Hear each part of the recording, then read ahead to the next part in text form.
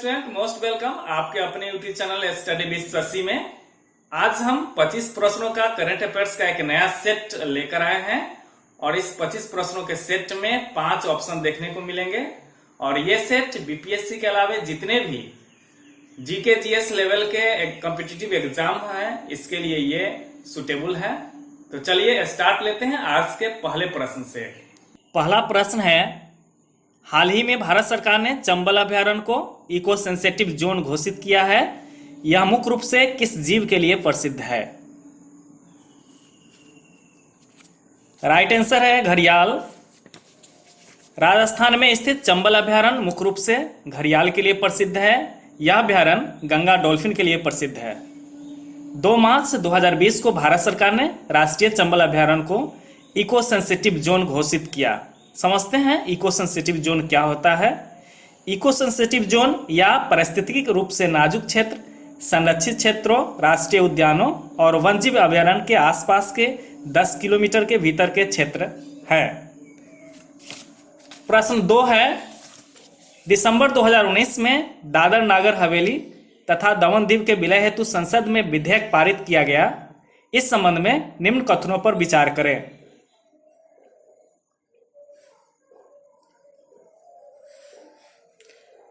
Right answer है option E, एक से अधिक। मीन्स इसमें 1, 2, 3, 4 कथन जो दिए हैं वो बिल्कुल राइट है। दादर नगर हवेली और दमन दीव अनुच्छेद 240(2) के तहत एक केंद्र शासित प्रदेश बने। देश में केंद्र शासित प्रदेशों की संख्या अब 8 हो गई। इनकी राजधानी अब दमन होगी। इनका उच्च न्यायालय अब बंबई उच्च न्यायालय होगा।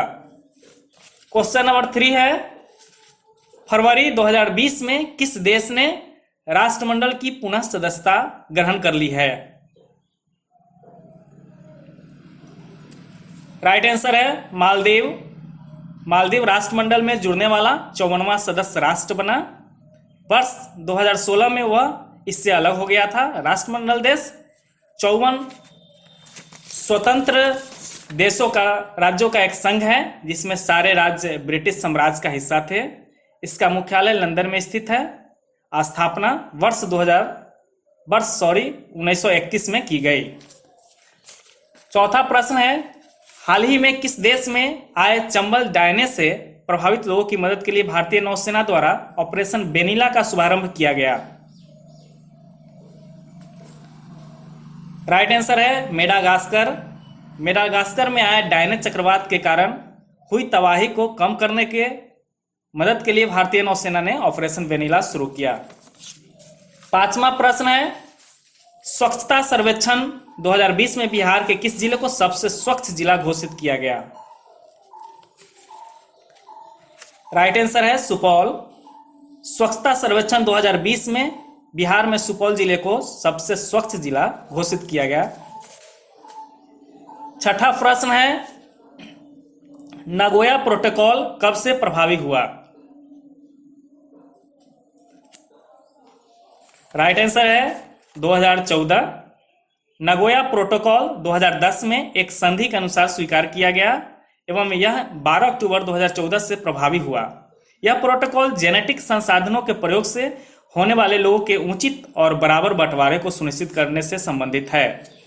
7वां प्रश्न है, वर्ष 2020 में 21 मार्च को मनाए गए विश्व वन दिवस का थीम था। थीम का नाम बताना है। राइट आंसर है वन और जैव विविधता। वन दिवस 2020 का थीम था वन और जैव विविधता। संयुक्त राष्ट्र महासभा 21 दिसंबर 2012 को वनों और जंगलों के पेड़ के सभी प्रकार के महत्व के बारे में जागरूकता बढ़ाने के लिए 21 मार्च को वैश्विक उत्सव के रूप में मनाया गया। हर साल अंतर्राष्ट्रीय वन दिवस जो जंगलों और पेड़ों को सुरक्षित रखने के लिए मनाया जाता है। 8वां प्रश्न है, निम्न में से बिहार के किस जिले से गंगा नदी प्रवाहित होती है? जिला का नाम बताना है। राइट आंसर है समस्तीपुर। बिहार में कुल 12 जिलों से गंगा नदी प्रभावित होती है। यह जिले हैं बक्सर, भोजपुर, सारण, पटना, वैशाली, समस्तीपुर, बेगूसराय, लखीसराय, खगड़िया, मुंगेर, भागलपुर एवं Katihar. Option D right answer है। 9वां प्रश्न है, भारत वन रिपोर्ट 2019 के अनुसार सर्वाधिक वन आवरण प्रतिशत वाले राज्य के अवरोही क्रम है। अवरोही क्रम के आधार पे ऑप्शन ए सही जवाब है, मिजोरम, अरुणाचल प्रदेश, मेघालय। वन रिपोर्ट 2019 के अनुसार सर्वाधिक वन आवरण का प्रतिशत मिजोरम 85.41%, अरुणाचल प्रदेश 79.63%, मेघालय 76.33% में है। 10वां प्रश्न है, जनगणना 2011 के अनुसार सर्वाधिक जनसंख्या घनत्व वाले जिलों को सही क्रम अवरोही में सजाएं।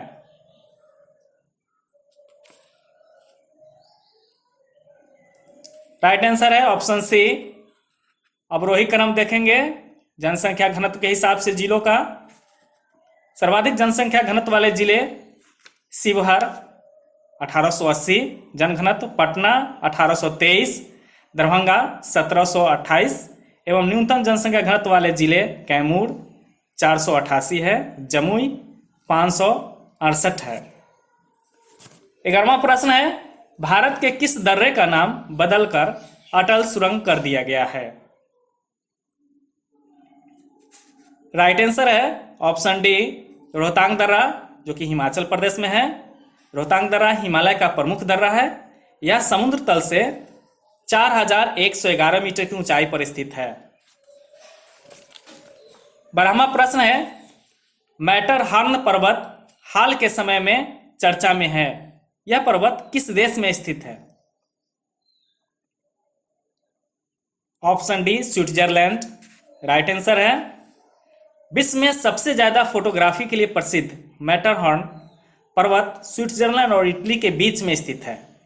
भारत ने कोरोना वायरस से लड़ने के लिए हाल ही में स्विस सरकार को दवा भेजा है। इस उपलक्ष्य में स्विस सरकार ने इस पर्वत पर भारतीय तिरंगा को एक एलईडी लाइट्स के द्वारा प्रदर्शित किया है। 13वां प्रश्न है, आईसीसी क्रिकेट विश्व कप 2019 का खिताब इंग्लैंड ने किस देश को हराकर जीता? राइट आंसर है न्यूजीलैंड। न्यूजीलैंड को इंग्लैंड ने ये विश्व कप 2019 हराकर जीता। आईसीसी क्रिकेट विश्व कप 2019 का आयोजन इंग्लैंड तथा वेल्स में किया गया, जिसमें इंग्लैंड ने न्यूजीलैंड को फाइनल मैच में पराजित कर यह खिताब पहली बार जीता है। वर्ष 2023 में इसका आयोजन भारत में किया जाएगा। 14वां प्रश्न है, जनवरी 2020 में जारी भारत वन स्थिति रिपोर्ट 2020 के संबंध में निम्नलिखित में से कौन सा कथन सत्य है? सत्य कथनों को बताना है। राइट आंसर है ऑप्शन बी, कथनों में 1 और 3 सही है। वन सर्वेक्षण की पहली रिपोर्ट वर्ष 1987 में जारी की गई। तीसरा है कथन, 1% के मामले में मिजोरम सभी राज्यों में अग्रणी है। कुल वनों एवं वृक्षों से आच्छादित क्षेत्रफल 24.56% है। सर्वाधिक आर्द्र भूमि गुजरात राज्य में स्थित है। सर्वाधिक वन क्षेत्र वाला राज्य मध्य प्रदेश, जहां 77,482 वर्ग किलोमीटर है। सर्वाधिक 1% वाला राज्य मिजोरम 85.41% है। 15वां प्रश्न है, हाल ही में ISRO SSLV small satellite launch vehicle के लिए दूसरा लॉन्च पोर्ट किस राज्य में स्थापित करने की घोषणा की? राइट आंसर है ऑप्शन ए, तमिलनाडु। इसरो द्वारा SSLV का दूसरा लॉन्च पोर्ट तमिलनाडु के तूतीकोड़ी में स्थापित किया जाएगा। इसके द्वारा 500 kg तक के सैटेलाइट को लॉन्च किया जाएगा। इसरो की स्थापना 15 अगस्त 1969 को की गई थी। वर्तमान में इसरो के अध्यक्ष के सिवन है। 16वां प्रश्न लेते हैं, हाल ही में किस व्यक्ति को पुर्तगाल के प्रधानमंत्री के रूप में नियुक्त किया गया? राइट आंसर है एंटोनियो कोस्टा। अब देखते हैं ऑप्शन के अनुसार एंटोनियो कोस्टा पुर्तगाल के प्रधानमंत्री हैं। मैनुअल मारेरो क्रूज क्यूबा के प्रधानमंत्री है। पेड्रो सांचे स्पेन के प्रधानमंत्री है। जोरान मिलानोविक क्रोएशिया के राष्ट्रपति हैं। 17वां प्रश्न है, प्रवालों के संरक्षण के लिए किस देश ने हानिकारक सन स्क्रीन पर प्रतिबंध लगा दिया है? राइट आंसर है पलाऊ। का आधिकारिक नाम पलाऊ गणराज्य है। यह प्रशांत महासागर में स्थित एक द्वीपीय देश है। यह फिलीपींस के दक्षिण पूर्व और पापुआ न्यू गिनी के उत्तर में स्थित है। राइट आंसर है ऑप्शन डी। 8वां प्रश्न है, बिहार में सर्वाधिक सिंचित एवं न्यूनतम सिंचित भूमि वाला जिला क्रमशः कौन सा है?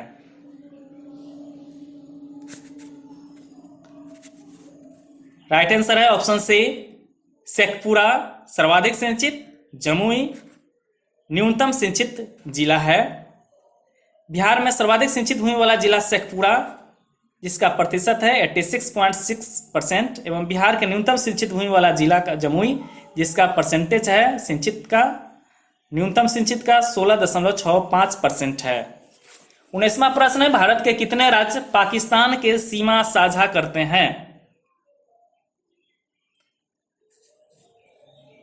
राइट आंसर है ऑप्शन ए 3 राज्य।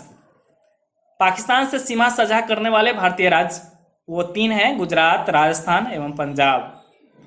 पाकिस्तान के सीमा साझा करने वाले केंद्र शासित प्रदेश की चर्चा करें तो वह है जम्मू कश्मीर एवं लद्दाख, जो हाल ही में बना है। 20वां प्रश्न है, वर्ल्ड इकोनॉमिक आउटलुक रिपोर्ट कौन सी संस्था प्रकाशित करती है? राइट आंसर है ऑप्शन सी अंतर्राष्ट्रीय मुद्रा कोष। ये वर्ल्ड इकोनॉमिक आउटलुक रिपोर्ट जारी करती है, प्रकाशित करती है। अंतर्राष्ट्रीय मुद्रा कोष यह सदस्य देशों की वैश्विक आर्थिक स्थिति पर नजर रखने का काम करती है। यह अपने सदस्य देशों को आर्थिक और तकनीकी सहायता प्रदान करती है। इसका मुख्यालय वाशिंगटन डीसी संयुक्त राज्य में है। 21वां प्रश्न है, भारत में औद्योगिक एवं विदेशी निवेश को बढ़ावा देने के लिए विशेष आर्थिक क्षेत्र नीति की घोषणा किस वर्ष की गई थी? राइट आंसर ऑप्शन सी 2000 में। भारत में औद्योगिक एवं विदेशी निवेश को बढ़ावा देने के लिए अप्रैल 2000 में विशेष आर्थिक क्षेत्र नीति स्पेशल इकोनॉमिक जोन पॉलिसी की घोषणा की गई थी। 22वां प्रश्न है, वर्तमान में महारत्न कंपनियों की संख्या कितनी है? राइट आंसर है option B 10।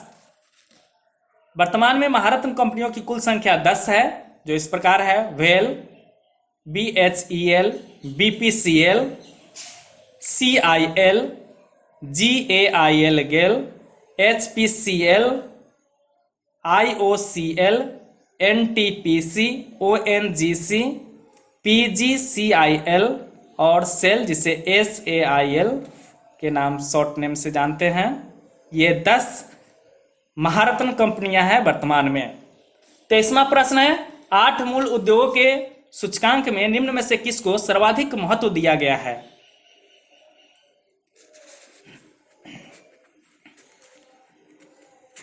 Option A refinery उत्पाद।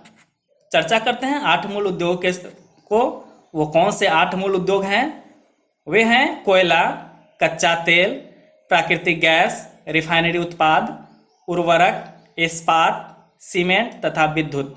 ये 8 मूल उद्योग है। 8 मूल उद्योगों के सूचकांक में सर्वाधिक महत्व रिफाइनरी उत्पाद को दिया गया है। 24वां प्रश्न है, केंद्रीय बजट 2020-21 में कुल प्राप्तियों में निम्न में से किसका योगदान सर्वाधिक है?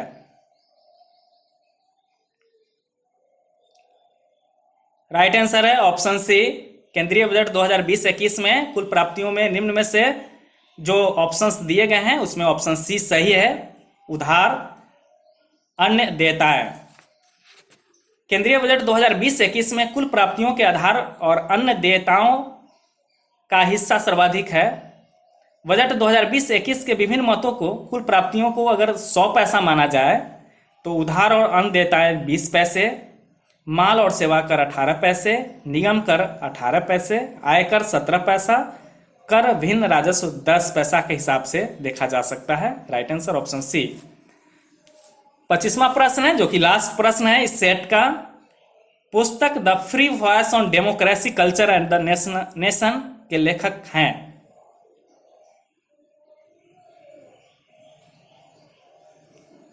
इस पुस्तक के लेखक जाने माने पत्रकार रवीश कुमार। ऑप्शन डी सही है। Ravish Kumar the free voice on democracy culture and the nation के लेखक हैं। रवीश कुमार एक पत्रकार हैं। रवीश एनडीटीवी समाचार नेटवर्क के हिंदी समाचार चैनल एनडीटीवी इंडिया का संपादक हैं। ये नया प्रैक्टिस सेट आपको कैसा लगा? आप अपना सुझाव कमेंट बॉक्स में दें। साथ ही पसंद आए तो लाइक शेयर और सब्सक्राइब करें ताकि आप तक पहुंच सके हमारे चैनल के सभी notifications. Thank you, take care.